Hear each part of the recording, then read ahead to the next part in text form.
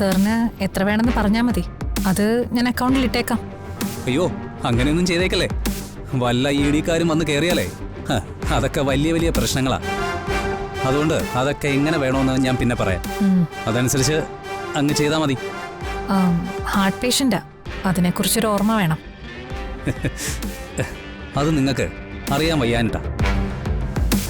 പോലീസുകാര് പ്രതികളെ ചോദ്യം ചെയ്യുന്നതിന് അവർക്ക് അവരുടേതായ രീതികളുണ്ട്. എത്ര കരുത്തുള്ളവനായാലും ഞങ്ങളുടെ ലോക്കപ്പിനകത്ത് വന്ന് കയറിയ ആ ശക്തിയൊക്കെ താനെ അങ്ങ് പോവും.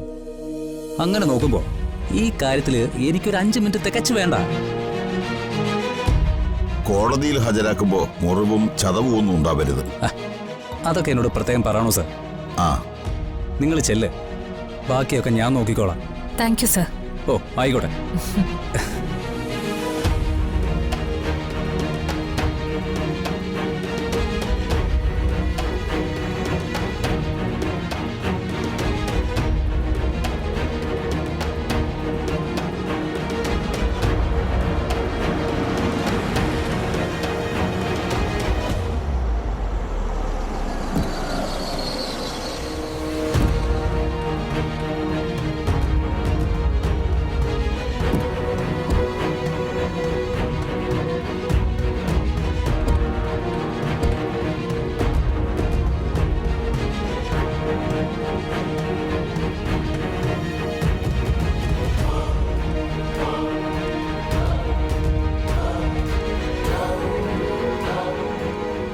ഇനി വക്കീലിനെ കൊണ്ട് വന്നിട്ട് ഒരു കാര്യമില്ല.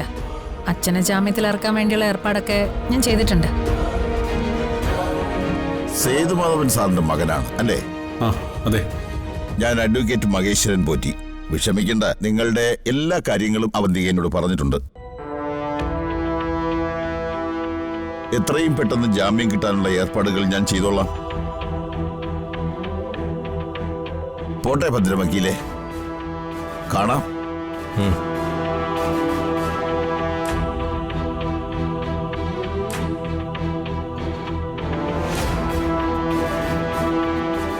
സച്ചി, ഇത് നോക്കിയേ. സാർ നടന്നോളൂ, എനിക്ക് അവന്റെ അടുത്തോട് കുറച്ച് സംസാരിക്കാം. അച്ഛന് ജാമ്യം എടുക്കാൻ ആദ്യം തന്നെ അവന്റെ അടുത്ത് വക്കീലിനെ കൂട്ടി വന്നതിൽ എനിക്ക് വളരെയധികം സന്തോഷമുണ്ട്. അഡ്വക്കേറ്റ് മഹേശ്വരൻ പോറ്റി വളരെ സീനിയർ ആയിട്ടുള്ള ക്രിമിനൽ ലോയറാ. ഈ കേസിൽ നിന്ന് അദ്ദേഹം അച്ഛനെ ഈസി ആയിട്ട് പുറത്തു കൊണ്ടുവരും. എന്താ, നിനക്കതിൽ സംശയമുണ്ടോ? എനിക്കെന്ത് സംശയം? പക്ഷേ പോലീസ് അച്ഛനെ അറസ്റ്റ് ചെയ്തോണ്ട് പോരുമ്പോ നിങ്ങൾ കാണിച്ച ഓവർ ഡ്രാമയില്ലേ, അതിൽ ആത്മാർത്ഥത ഉണ്ടായിരുന്നോന്ന് എനിക്ക് സംശയമുണ്ട്. അത് നിനക്ക് എന്നോടുള്ള അസൂയ കൊണ്ട് തോന്നുന്നതാ.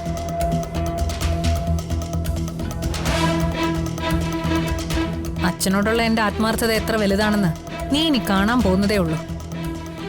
ഇനി നിന്റെ ഒരു സഹായവും അച്ഛന് ആവശ്യമില്ല.